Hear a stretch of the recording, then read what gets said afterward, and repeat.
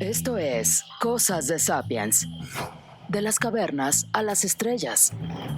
Iniciamos el viaje.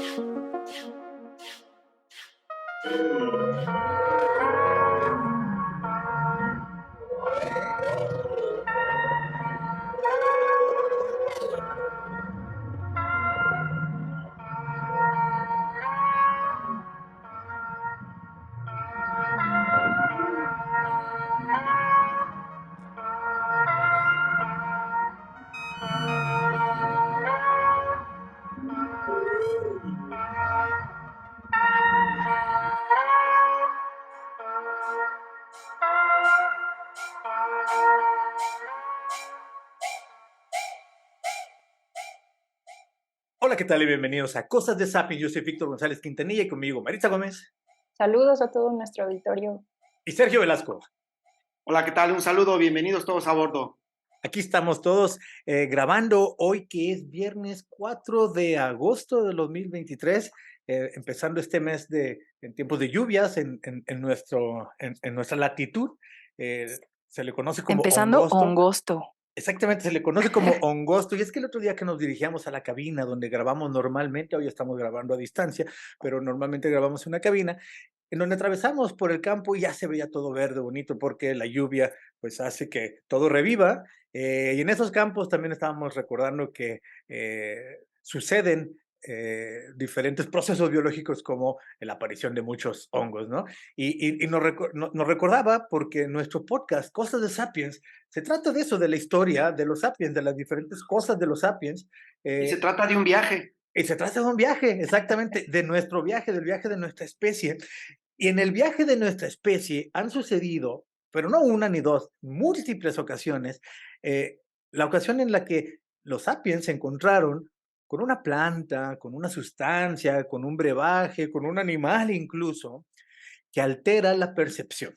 En el caso de nuestras latitudes, y de hecho en toda Latinoamérica y en Oceanía, hay unos hongos que tienen sustancias que alteran la percepción, y estos fueron importantes para la cultura de los sapiens en muchos momentos, en diferentes partes del mundo. Se han utilizado con fines rituales, espirituales, de expansión de la conciencia, de tratar de con ellos encontrar una conexión con la naturaleza, con el otro lado de las cosas, con darle sentido a la vida. Estamos hablando precisamente entonces de los psicodélicos. Por miles de años, los Homo sapiens hemos utilizado sustancias psicoactivas con fines rituales, decíamos, pero tras décadas de prohibición, y esta prohibición que sucedió en los 60, ahorita platicaremos por qué, hay un resurgimiento reciente del interés científico por el potencial real que pueden tener estas sustancias que están en la cultura y en la historia de todas las regiones del mundo, prácticamente todas las regiones del mundo había alguna sustancia, pero hay un interés reciente, puesto que después de estar prohibidas, ahora las están investigando, porque tienen un potencial, al parecer, para diferentes padecimientos, en principio de salud mental. Pero ¿qué dice la ciencia? ¿Qué está sucediendo? ¿Qué nos dicen los especialistas? ¿Cómo está la balanza entre riesgos y beneficios? ¿Cuándo vas a poder encontrar en la farmacia un extracto de hongo que te quite la depresión, por ejemplo, que es una de las potenciales que le están buscando? Bueno, habría que investigarlo un poquito más y definirlo, sobre todo porque si estamos hablando de sustancias psicoactivas, definamos de a cuáles nos referimos. Nos referimos específicamente a los psicodélicos, no estimulantes, no estupefacientes, psicodélicos. ¿Qué son los psicodélicos? Pues bueno, son sustancias químicas naturales o sintéticas, también se han creado nuevas, que alteran temporalmente la percepción, el pensamiento y el estado de ánimo. Los humanos las usan principalmente para obtener experiencias alteradas o profundas que pueden llevar a sensaciones de unidad con la naturaleza, de mayor creatividad o de autoconocimiento. Algunas personas las utilizan en contextos religiosos, espirituales, mientras otras por curiosidad o para abordar problemas emocionales o mentales, que parece ser un potencial que tienen y que se está investigando últimamente, pero el uso debe de ser cuidadoso y responsable, ya que pueden tener efectos impredecibles, peligrosos incluso, y no son adecuados para todas las personas. Y eso es una de las cosas que suceden también. Esa es otra de las cosas de Sapiens. En cuanto hay un boom, no faltan los aprovechados y hasta charlatanes que dicen, mira, como ya está investigando, pues yo ya tengo el producto. Así que si te aparece en tu feed de Instagram que ya compres y que ya está, no, cuidado, apenas está empezando a investigar y estas cosas se llevan muchos años para que empiecen. Pero demos un contexto, como siempre, un pasito atrás para hacer la historia completa. Los psicodélicos, las plantas de poder, las diferentes, incluso animales y brebajes que se han experimentado en el transcurso de la historia, en la cultura de los sapiens. Platiquemos de eso, Melissa. Sí, pues los psicodélicos siempre se han usado, digamos, en diversas culturas históricamente. Si bien, como dices, hubo un boom a mediados del siglo pasado, pues tenemos que reconocer que hay culturas, por ejemplo, precolombinas, como los mayas, como los aztecas, bueno, en realidad digamos mexicas, porque aztecas es un nombre con el que no se autodenominaban ellos, sino que un historiador luego vino a ponérselos. Okay. Los mexicas usaban hongos como bueno, mi latín es pésimo, ¿no? Pero psilocibe mexicana en ceremonias religiosas y rituales chamánicos para acceder a estados de visiones y comunicarse con lo divino. Y también pensemos, por ejemplo, en las culturas del sur del continente. En 2008, unos arqueólogos estaban excavando en lo que hoy es el suroeste de Bolivia, pero que hace 1000 años estaba habitado por una civilización llamada Tiwanaku. Sí, Entonces Tiwanaku. descubrieron allí los arqueólogos un paquete ceremonial que contenía rastros de compuestos psicotrópicos, como Ya. lo que hoy conocemos como los activos de la ayahuasca. Entonces, es súper interesante ver cómo el trabajo, bueno, sí, multidisciplinario que se está llevando a cabo, arqueología, química, historia, para entender mejor cómo las civilizaciones antiguas estaban relacionándose con estos psicotrópicos, ¿no? Pero hay más, o sea, Sí, sí, sí, muchísimas. En México pues se da una confluencia de diferentes paisajes, ecosistemas, y por lo mismo, y latitudes y altitudes, y por lo mismo hay una gran biodiversidad, y con ella también una gran diversidad de enteógenos, que son la planta o el animal en este caso, porque también hay animales, en donde están los psicodélicos, por ejemplo, en el desierto del altiplano central entre las dos grandes cordilleras es- se encuentra, y es el único lugar del mundo en donde se encuentra el peyote, que tiene una sustancia, un alcaloide psicoactivo que se llama la mescalina, y que ese es uno de los que marcaban mucho el norte de todo lo que es Mesoamérica, y en el sur, como ya mencionabas, en la zona amazónica, estaba el ayahuasca. De hecho, lo ven en la cultura precolombina, lo veían como el abuelo y la abuela. O sea, y el abuelo era del desierto seco, del lugar árido, y la abuela era de la selva húmedo, de la gran vida, la dadora de vida, que venía del Amazonas. El ayahuasca es, de hecho, una mezcla de dos plantas, no es una sola planta, y esta es una de las cosas interesantes. ¿Quién fue el primero que los probó? O sea, ¿cómo somos los sapiens? El chango curioso que aprendió a hablar y le dijo, mira, ve, cómete eso y vas a ver cosas. O sea, ¿quién fue el primero que probó cada uno de estos diferentes hongos? Sabemos que muchos hongos son venenosos. Algunos hongos son tan venenosos que con una sola ingesta puede ser letal. ¿Quién fue el primero que en la selva del Amazonas, en donde hay la mayor biodiversidad, donde la biosfera es tan prolífica, y que juntó una liana con un arbusto, porque se tienen que juntar, si no, no provocan el efecto? Es decir, el efecto que tiene la ayahuasca, que la sustancia activa es de lo que llamamos ahora DMT, dimetiltriptamina. Esta sustancia activa, si un Homo sapiens la ingiere, no te hace ningún efecto. ¿Por qué? Porque en tu estómago hay una enzima digestiva que la deshace en cuanto entra. Pero los sapiens de por allá encontraron que si primero te tomas el brebaje Si te tomas el brebaje, pero que también incluye el inhibidor de la enzima que en tu estómago desharía el DMT y vienen juntos en un solo brebaje, entonces sí, entra el DMT directamente y es muy biodisponible, entra, atraviesa la barrera hematoencefálica y entra directamente al cerebro en minutos. Y eso se ha estado haciendo por cientos y cientos de años. ¿Quién fue el primero que lo probó? ¿Cómo se lo platicaron? ¿Y qué tanto es importante para estas culturas? ¿Qué tanto ha sido importante para la cultura de los sapiens? ¿Sería algo así simplemente como una embriaguez, una diversión, algo lúdico? ¿O por su potencial de exploración de la percepción ampliada, cambiada o transfigurada, tendría un efecto mayor en nuestras culturas? Son muchas, incluso en Europa también había hongos, en las culturas nórdicas, los vikingos usaban la famosa manita muscaria, la misma de Mario Bros, el de Nintendo, que aparece un honguito que es rojo con puntitos blancos. Eso había en todo el norte de Europa, en las zonas más frías de Europa. Si se acuerdan la palabra chamán, el chamán en realidad es el hombre medicina específicamente de la zona de Siberia. Ellos comían ese tipo de hongos desde hace mucho, está en diferentes registros en su cultura, en la historia, en sus cantos. Los que tenían cultura oral o tradición oral vienen en sus tradiciones orales como las de la zona amazónica. ¿Qué tanto estas sustancias han moldeado a la cultura de los sapiens? A mí me parece muy interesante como una de las cosas de sapiens, porque ha sido con uso ritual, también con uso como uso lúdico, sin duda, y recientemente, por el nuevo interés de la investigación científica, pues se está buscando el potencial terapéutico. Pero todavía, Sí, hablabas, Víctor, ajá, sobre cómo accedemos bueno, cómo conocemos los usos que les daban hace miles de años, decimos, no es algo nuevo, y los textos espirituales son una fuente importante para conocerlo, ¿no? Entonces, por ejemplo, si hablamos de Soma en la antigua India, pues en el Rig Veda está mencionado, ¿no?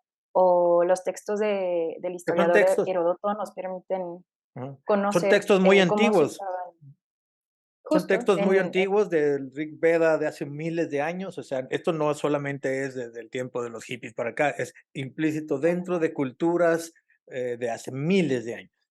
ujú. Los griegos lo usaban cuando celebraban sus misterios de Eleusis, que eran unos ritos religiosos estacionales. Entonces, digo, sí, habría que echarse un clavado a todas las diferentes maneras en que se usaban, ¿no? Sí, ahora Ponerse existe, chido no es algo nuevo. no, no es algo nuevo, es algo, son cosas de Sapiens.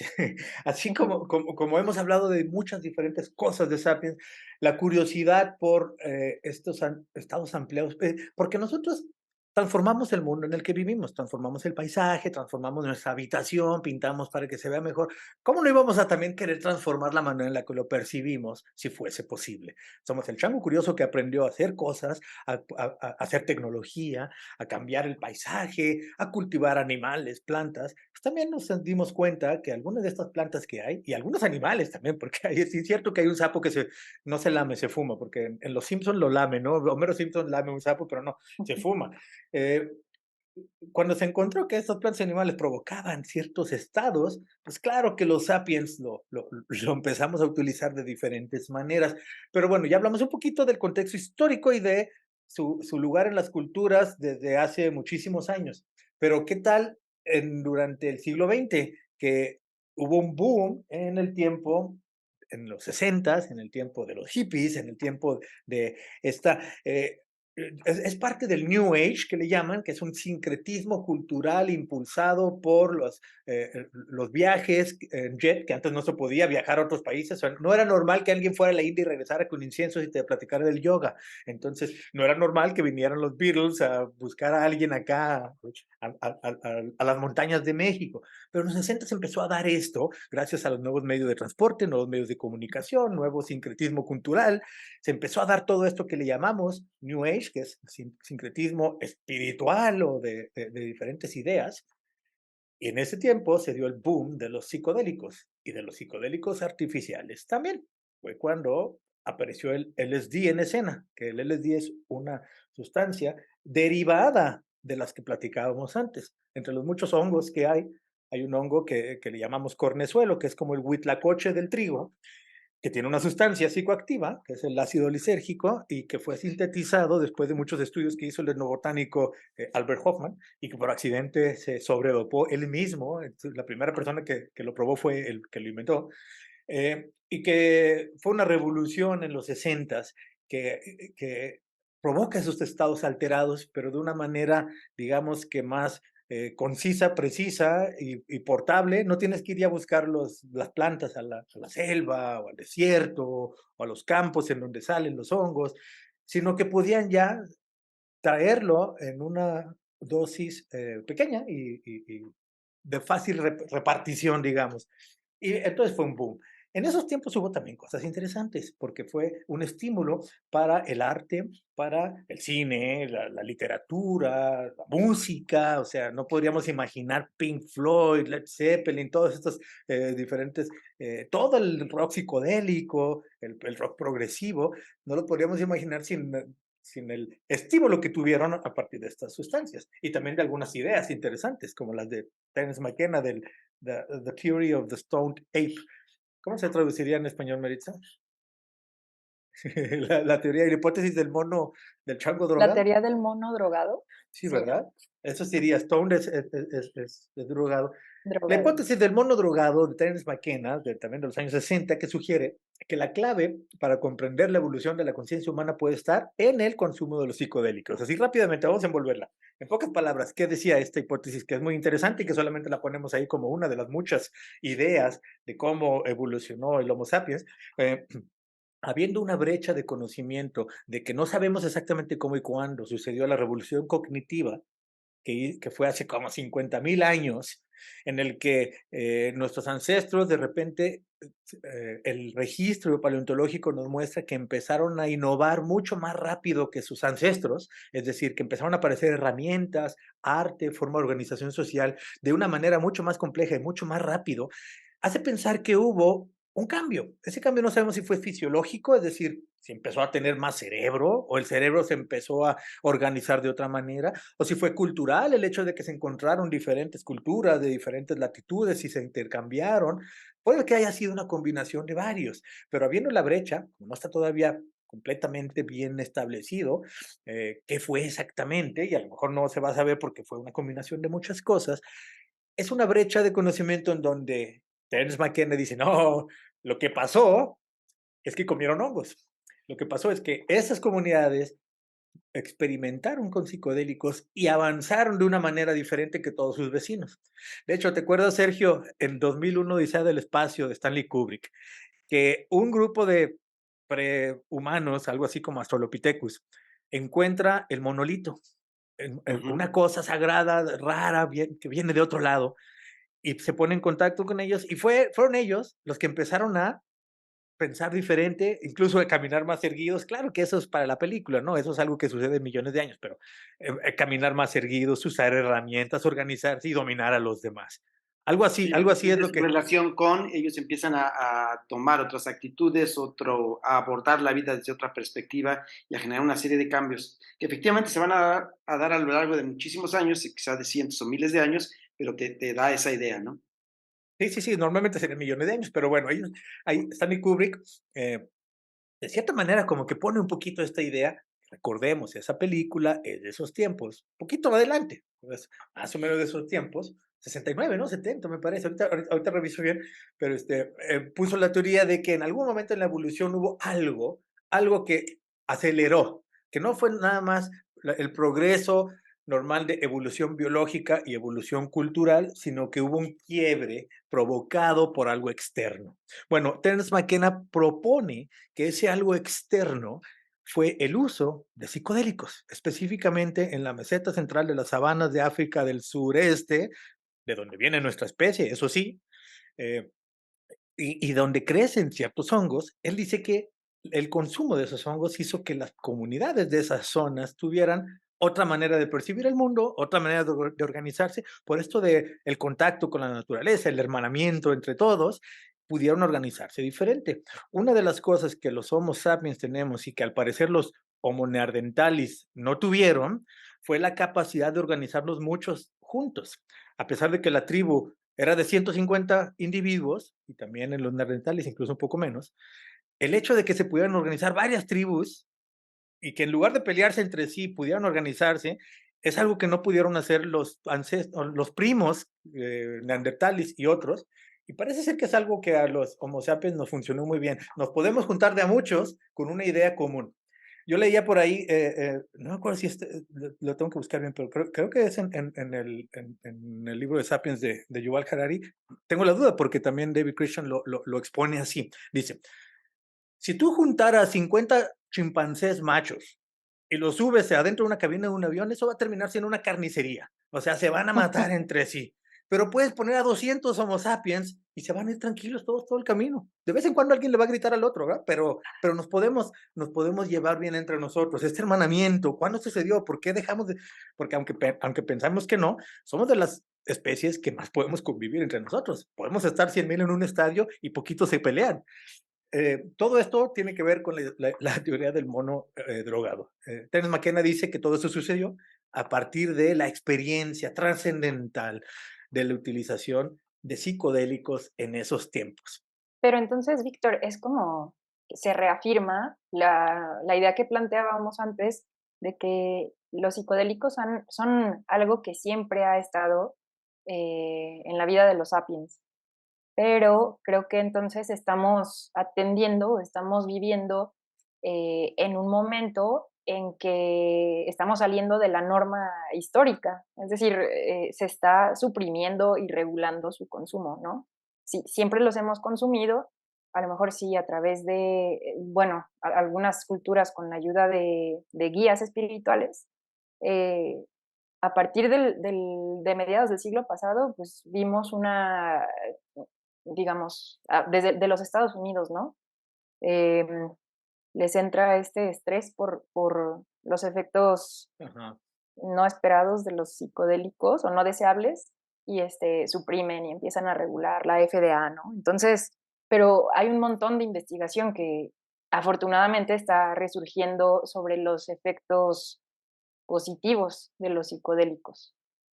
Sí, sí, yo lo que digo es que los hippies de los 60 pues exageraron un poquito en el uso y en la confianza que tuvieron con respecto al uso de estas sustancias, el mismo Terence McKenna, Timothy Leary, muchos de las mentes de en esos tiempos que eran muy influyentes, eran los influencers del momento. No había Instagram, así que se enteraba la gente de boca en boca y de otras maneras, pero bueno, los grandes festivales de música, el uso masivo de una sustancia que se podía sintetizar, ya no hay que ir hasta la selva por ella, que también se hacía, ¿no? Hay quien, psiconautas profesionales lo harían, pero no, esta se podía sintetizar y una persona podía traer la dosis de miles de más personas, así que se usó muchísimo y fue un boom en tiempos en el que, como dicen, el horno no estaba para bollos, la inestabilidad político-social del momento tenía muy nerviosas a las autoridades y al mismo tiempo tenían el pretexto para reprimir ciertos tipos de manifestaciones culturales y vieron como un gran riesgo el uso de sustancias que no sabían cuáles eran sus potenciales ni sus riesgos. En realidad es eso, no se sabía y más vale, dijeron, prohibirlas. Eso es lo que decidieron hacer. Así que las prohibieron, pero las prohibieron tajantemente, totalmente, en todo el mundo, a un grado en el que se pusieron al mismo nivel, en la misma categoría de prohibición internacional que cualquiera de las peores drogas que existen en el mundo. Igual que los estimulantes, que los estupefacientes, que las drogas más adictivas, sin que se haya probado nunca que lo sean, los psicodélicos no se ha probado que sean adictivas o que haya un verdadero riesgo directo y real de un psicodélico natural, de una sobredosis, por ejemplo, pero se prohibieron. Simplemente se prohibieron, desde los 60 se prohibieron por totalmente. Entonces, ninguna universidad, investigador o grupo de investigación que quisiera cuidar su reputación, siguió investigando con ellos por décadas. Décadas pasaron hasta hace muy poquito tiempo. De hecho, fue en septiembre del 2021. Esto es algo muy reciente y lo vamos a estar viendo en noticias y por eso también queríamos tocar el tema, porque si tú ves que ya te están vendiendo el producto, no, todavía no. Esto apenas se está dando y normalmente se llevan 5 a 10 años en terminar las investigaciones, en encontrar resultados y en llegar a productos y terapias recomendables. Pero a partir de Oigan, y creo septiembre, que sí. esto lo documenta súper bien el documental, bueno, libro y luego documental en Netflix de Michael Pollan, ¿no? Ah, sí, Que se es llama How buenísimo. to Change Your Mind, Ujú. que, o sea, me parece genial porque sí, es un autor que usualmente publicaba sobre comida, Ujú. pero él mismo explica como que, pues, a mí me interesa la investigación y el periodismo sobre comida, porque es como me interesa ver cómo nos relacionamos con la naturaleza. Y entonces él mismo llega a la conclusión de, bueno, pues, las drogas también, es Mm. un es tenemos una relación con la naturaleza, específicamente con las drogas. Entonces, relata y documenta muy bien toda esta historia que estás contando. Si les late, pues es cortito, son 4, creo que 4 4 capítulos, ¿verdad? El capítulos, documental ¿no? que está en Netflix, pondremos, por Ujú, supuesto, ahí la referencia, y el libro de Michael Pollan, que detonó también mucho interés en su trabajo, que hace un muy buen trabajo, como dices, de investigación, y un trabajo de investigación muy serio que hizo directamente con los actores principales que están en este momento impulsando esta nueva oleada de investigación científica seria, internacional. Algunas de las personas que estuvieron involucradas en el hecho de que la FDA quitara la prohibición, por ejemplo. Y bueno, Michael Pollan, el libro How to Change Your Mind, pondremos ahí la referencia, y está la serie de Netflix, o hay varios TED Talk también muy buenos en internet, si los quieren ver. Hace un recuento exhaustivo, pormenorizado, con gran investigación y con entrevistas directas con los actores principales de todo este movimiento, todo este nuevo interés de la ciencia por la investigación de los psicodélicos naturales y también artificiales, porque hay un interés renovado, sobre todo de dos sustancias. De la que decíamos de los hongos, de hongosto, que tienen psilocibina, tanto el psilocibe mexicana, que era el de las montañas de Oaxaca, ¿te acuerdas? Sergio María Sabina y todos Y sus... María Sabina, Ella ella fue, era, ella sí que fue influencer, ¿no? En los 60s. no, pues imagínate, si hubiera tenido Facebook, María Sabina sería la mujer más rica del planeta, ¿no? Bueno, pues sí, se habló mucho de este asunto de que María Sabina había recibido a los Beatles, esta chamana mazateca de Oaxaca, sí, de las montañas, como decías tú, pero lo interesante es que ella, de una manera informal, y después de que con su hermana tuvo algunas experiencias, comenzó a dar, sin llamarles como tal, talleres, es decir, a la gente que consumía, a la misma gente de la comunidad, sobre los efectos. Ella le decía a los niños santos, a los efectos, a alucinógenos, le decía a su hermana, vamos a visitar a los niños santos, era ir a comer un poquito de hongos, pero organizaba pequeños talleres con sus comunidades y de ahí empieza a crecer, va a pasar esto si comes tal sustancia y te la pasas con agua, si te la pasas con un poquito jugo de naranja, si la masticas nada más, si la pasas por tu lengua. Ella comenzó a experimentar una serie de, creo que esa fue de alguna forma su mérito, empezó a experimentar una serie de sensaciones de cosmovisión, pero las fue apuntando, las fue anotando y le fue diciendo a los jóvenes, a las mujeres, vas a sentir esto si la pasas por tu lengua, vas a pasar esto si la masticas, vas a sentir esto si te la pasas, y a partir empieza a crecer su fama hasta la Ciudad de México y luego a nivel internacional, ¿no? Y que coincide también, bueno, con una serie, como tú decías, de festivales internacionales de música y algunos periodistas europeos que están en México conociendo y dando fe de esto, que empieza a crecer su fama y empieza la visitadera de la gente a esas montañas oaxaqueñas. Y era precisamente un tipo de hongo que crece en la Sierra Mazateca, en las montañas de Oaxaca, al que se le conoce como psilocibe mexicana. Ujú. Luego está el psilocibe cubensis, que es el que sale en otras regiones, de hecho sale en prácticamente todo el mundo, Latinoamérica, Oceanía, sur de Asia, es el que crece del estiércol de ciertos animales. Y ambos tienen la sustancia de la que hablábamos, que es una de las que tiene que despertó interés de la ciencia por su posible potencial terapéutico, que es la psilocibina. La psilocibina que puede ser, al parecer, utilizada, y de hecho estudios rigurosos han mostrado prometedores resultados. Estoy leyendo aquí el reporte en el tratamiento de trastornos mentales como la depresión, ansiedad y traumatismo estrés y, Traumático. PTSD, estrés postraumático, gracias. Así que la Administración de Alimentos y Medicamentos de Estados Unidos, la FDA, ha aprobado terapias con psicodélicos, específicamente psilocibina, y uno artificial que se llama MDMA, pero esto lo ha hecho bajo ciertas condiciones. Y yo creo que por allá tenemos que también aterrizar. Hay un interés renovado, hay ya investigación, y eso es bastante interesante porque sin duda puede Este, haber interés en estas sustancias. este MDMA que dices es el que comúnmente se conoce en los antros como el éxtasis. Así aunque es una droga de diseño que le dicen, así que es. es una metanfetamina, es del grupo de los estimulantes, pero con efectos Pero los efectos psicoactivos. que tienen son muy parecidos a los de las hierbas, a los de No, los fíjate que hongos, no es un psicodélico, en este caso es un sí, estimulante, es diferente, no es exactamente psicodélico como las sí, plantas de las sí. que estábamos hablando, En origen que son distintos por su ajá, constitución, pero a pero da esto diferencia del de todas las drogas hermanamiento, químicas, el ajá. éxtasis sí se parece mucho a la mescalina, al LSD y a los hongos. Ah, sí, sí. Y da esta sensación de hermanamiento, de paz, y parece ser que tiene un gran potencial como sustancia de tratamiento, bajo ciertas condiciones. Y esto yo creo que es de lo importante que hay que subrayar, porque lo que estamos hablando del fenómeno y de lo interesante que pueden ser estas sustancias, que lo han sido para la historia de nuestra especie y que lo pueden ser como tratamiento o quizá como para detonar nuevos estados alterados, pero cuidados y regulados y medidos, digamos, porque no es lo mismo simplemente doparse que tener una idea de por dónde se van a ir. Entonces, la comunidad científica ha incrementado el interés por estos compuestos como herramienta para comprender mejor la mente y el cerebro.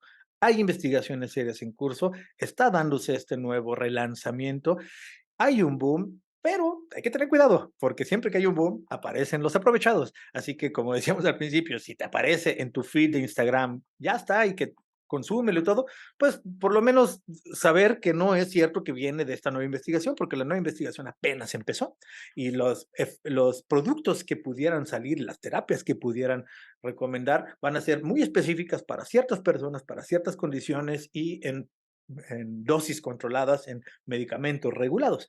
Eso va a pasar, pero en muchos años. Acaba de quitarse la prohibición en 2021. Normalmente las investigaciones se llevan entre 5 y 10 años. O sea, de aquí a que ya se esté usando, pues, porque se tiene que hacer investigación primero experimental, luego in vitro, luego in vivo, luego en tejidos y después en personas y después saldrá ya el producto terminado. Así que no, todavía no es. Va a pasar, porque luego pasa como con las células madre. En cuanto dijeron, las células madre pueden ayudar, al día siguiente ya estaban vendiendo células madres hasta por internet, ¿no? Entonces, hay que tener extra cuidado con cosas que se meten con tu cerebro, con tu capacidad de pensar, con el instrumento más importante dentro del cual vives y percibes, porque no se puede nada más estarle jugando, o si lo vas a hacer con conocimiento de que existe el riesgo y que no te vayan a engañar Con a una decir, estos ya prescripción son, médica, con seguimiento, como decías sí. tú, sobre todo con una intención de utilizar las cosas, ¿no? Ajá, Porque o que una no te cosa digan, ajá, o que no te engañen y que te digan, esto ya está medido, mira, de todo ya dijeron que no hace daño, como por ejemplo está sucediendo en todo el mundo del cannabis, que ya todo el mundo dice, es medicinal, cura todo, y pues por eso es el pretexto, pero pues no es por ahí, si el uso va a ser lúdico es otra cosa, pero por lo menos que no te engañen a que te digan que la investigación ya lo sustenta, sí, existe investigación seria, sí existe, pero psicólogos advierten que hay riesgos, porque como no hay regulación y hay un boom, puede que haya un punto intermedio en el que el boom provoque interés social y la falta de regulación sea en la brecha en donde mucha gente pueda equivocarse y comprar algo que pues, no estaba cuidado, o sea, al final cuentas el riesgo sigue estando.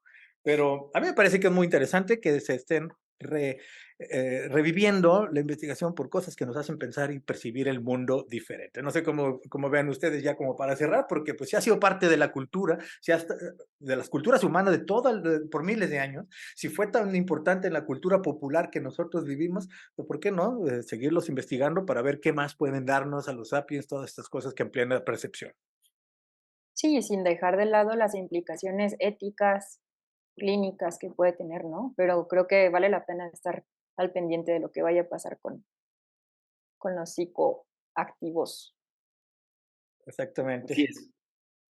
Sí, muy bien. Y pues bueno, a lo mejor escuchar ahí alguna de las muchas películas, canciones de grupos, música y películas, que vamos a ponerlas ahí a referenciarlas.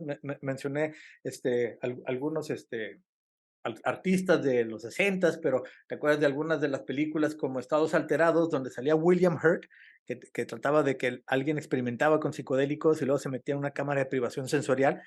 Y pasaban cosas que, bueno, no pasan en realidad, pero está interesante que en la película se imaginaban que involucionaba el sujeto hasta que un día salía ya un chango. Esa es la película de Estados Alterados, o la de Limitless, una más reciente, donde sale Bradley Cooper, en donde inventan una droga de diseño perfecta, que hace, y esto es un mito que tendremos que abordar en próximos capítulos, que hace que uses el potencial completo de tu cerebro, como si no lo hicieras todos los días. Y esta persona entonces puede hacer otras cosas que no se pueden hacer normalmente, pero con riesgos y con efectos secundarios bastante gachos, que eso también hay Sí. que verlos. Hay que tener cuidado con el otro lado. Pero También bueno, Requiem por un sueño, me estaba acordando también, no por sé si te acuerdas de supuesto, esta película. que aunque El propio Lobo de Wall Street tocó un poquito el sí, tema. sí, Tom hay Hoying, estupefacientes y estimulantes, que no son los sí, psicodélicos, pero que son también sí, drogas que amplían y que en ese caso Transporting, más de placer. sí, Transporting también. Bueno, pues ahí todas esas dejamos algunas referencias, algunos libros, sobre todo ese libro de Michael Pollan, que me parece que es muy interesante, y algunas de las referencias mencionadas están en el capítulo. Gracias, Maritza, gracias, Sergio, vamos a dejarle ahí. Y gracias a ti que nos sigues y que nos ves a través de las redes sociales que somos Cosas de Sapiens, a través de YouTube y de las plataformas de podcast. Si te gusta lo que hacemos, suscríbete, comparte. Y si no, bienvenido al debate.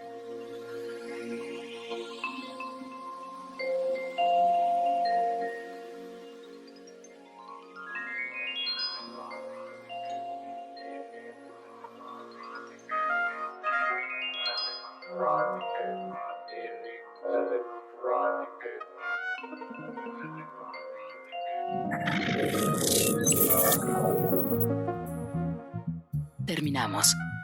Te esperamos en el próximo viaje. Cosas de Sapiens es producido por el Centro Universitario de los Altos de la Universidad de Guadalajara.